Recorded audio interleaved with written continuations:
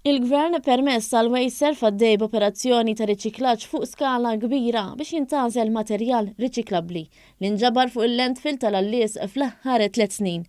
Grazzi għalhekk mijiet ta' tunnellati ta' metall u ta' aluminium qed jingħataw ħajja ġdida hekk kif jerġgħu jidħlu fil-katina tal-produzzjoni biex jiġu trasformati fi prodotti ġodda.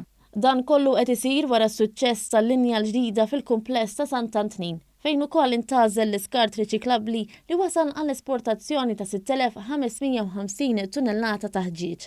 Dan kollu tħabbar mill-Ministru għall-Ambjent Aron Farrugia waqt żjara fil-faċilità tal-Wayserf fil-Matab. U wara wkoll il-linja rudimentali permezz tagħha komplejna nżidu l-effiċjenza tagħna biex nersqu lejn il-miri tal-riċiklaġġ, illum għaddejja operazzjoni hawnhekk fuq metall u aluminium.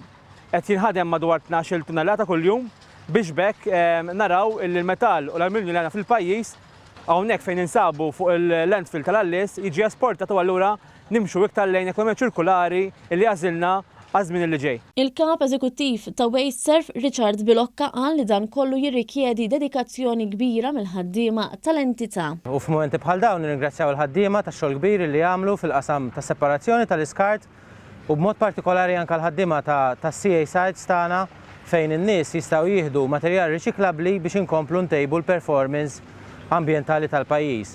Il-Wayserf qiegħda tirriforma s-civic amenity sites biex inkomplu ntejbu servizz u anke l-kundizzjonijiet tal-ħaddiema illi huma l-iktar ħaġa prezzjuża, l-iktar riżorsa prezzjuża li għandha l-Wayserf u dawn ir-riżultati tajbin huma frott il-ħidma ta' dawn in-nies. Il-Ministeru se jkun f'pożizzjoni wkoll li jniedi pjan ġdid tal-maniġġjar tal-iskart li se jikkonsolidza b'mod konkret dan it-titjib bi pjan fit-tul.